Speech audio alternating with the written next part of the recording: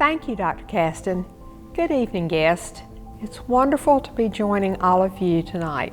I'm honored to be part of this year's Shingleton Society celebration.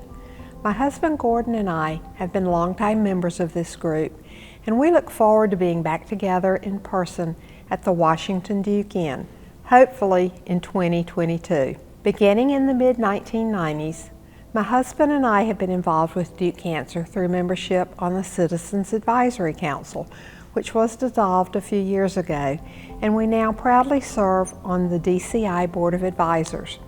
Some of you may remember Nancy Emerson from the Office of Development and Communications at DCI. She was a friend to so many of us, and I have never forgotten one of the things she said in a presentation. Nancy said, "If you think a cancer diagnosis is scary and unsettling the first time you hear it, just wait till you hear it the second time." Throughout all these years, I often think of Nancy and her courageous battle. I myself had breast cancer in 1988 and was treated successfully. However, it wasn't until recently that I understood what Nancy meant, when earlier this year I received a call that changed our lives. It was news that was devastating to hear. In February of this year, I woke up jaundiced one morning. I first wondered if this was an unusual reaction to the second COVID vaccine. I contacted my doctor on MyChart, and I scheduled an appointment soon after. Results from regular blood tests were normal, but my liver values were elevated. It was then recommended that I visit with Dr. Muir, a gastroenterologist at Duke, for more blood work. The additional tests that followed showed that my liver functions were even worse than compared to just a few days earlier, which led me to Duke's campus for a CT scan and hospital admittance. Dr. Muir soon called with the bad news. He said that I had a mass in my pancreas. My heart dropped to the floor. I was convinced I was going to die very soon. And this was all running through my head as I was trying to understand what Dr. Muir was telling me. While in the hospital, I met with Dr. Peter Allen and Dr. James Abruzzi of the DCI. Because of COVID, my husband was outside the hospital waiting to be allowed in with other visitors at 9 a.m. Dr. Allen's PA used her cell to call Gordon so he could participate in the discussion over the phone. Both doctors advised us that I needed to have surgery before chemotherapy. Dr. Allen went into detail about the Whipple procedure that they were recommending, where they would remove part of the stomach, the tumor in the pancreas, gallbladder, and a small part of the intestine, and make 3 new connections. After healing, the only thing I would notice is that I would not be able to eat as much as before, which was a good thing. Both doctors were so kind to me and promised to come back to talk when Gordon was there about what was to come. I had some questions for Dr. Abruzzi about my chemotherapy, and he shared that the treatment would be aggressive because of the nature of pancreatic cancer. I appreciated his insight, and I was grateful that he was open to questions. Everyone made me and my family a part of the decision-making process. They were always willing to take the time to explain things to me.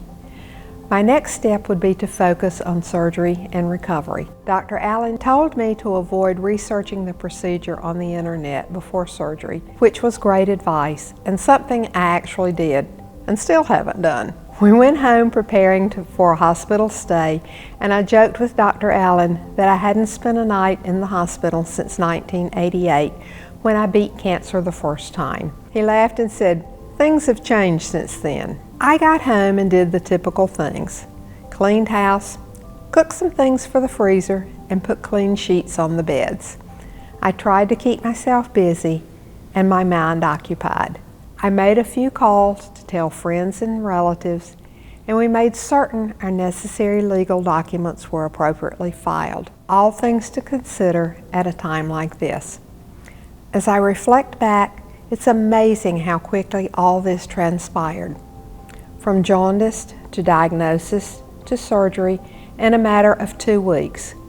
We are so grateful that Duke and DCI were there for us throughout. Surgery was performed on a Monday, and I really got along just beautifully. They were so kind to Gordon, and the clinical team updated him throughout the procedure. Afterwards, I had very little pain and thought I recovered extremely well. Dr. Allen had said they would have me sitting up by the next afternoon, but PT had other ideas.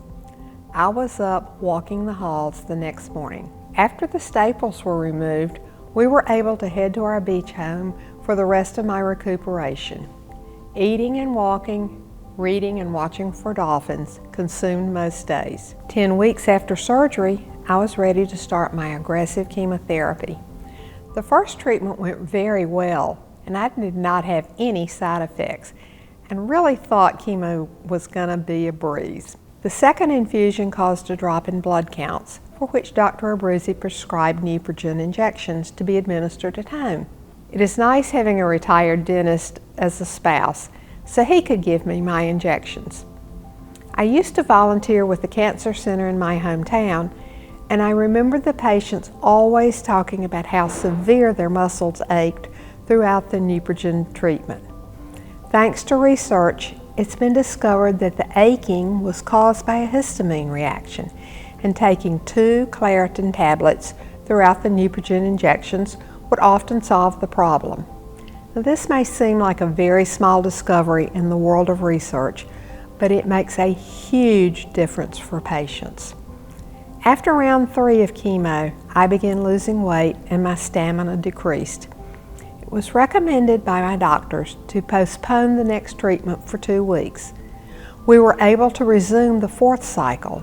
However, after that, my quality of life became so poor that I needed to take a step back for the time being. I was anxious about not being treated. We all know how aggressive pancreatic cancer is. I was scared. Dr. Abruzzi understood how I felt and listened to my concerns, but assured me that this was the best thing. Again, he listened and made me part of the process, and I always knew he had my best interest at heart. My new goal was to gain weight. Boy, that's the first time I've ever been told that, and to gain strength. I still have a way to go, but I can now do everything I used to do. On Monday, September the 20th, I had a CT scan, and I'm delighted to say there's no evidence of cancer.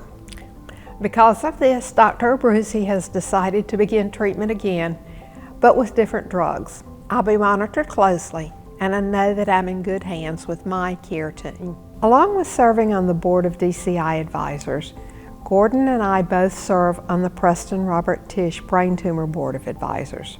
We begin each of those meetings with the following phrase: "At Duke, there is hope." We both feel so strongly that this is the attitude at Duke and Duke Cancer Institute. As we wait for doctor's appointments or for treatment, we often overhear conversations from other patients. So very many times we hear, "At my local hospital, I was told I had 6 months," or "Go home and get your affairs in order," or "I'm sorry, we just don't have anything to offer you." So these people, like Gordon and me, came to Duke and we found hope. At Duke, there's always hope. There are always options. And because of people like you, wonderful Shingleton Society donors, I was fortunate to be provided a talented team who gave me the gift to stand here today.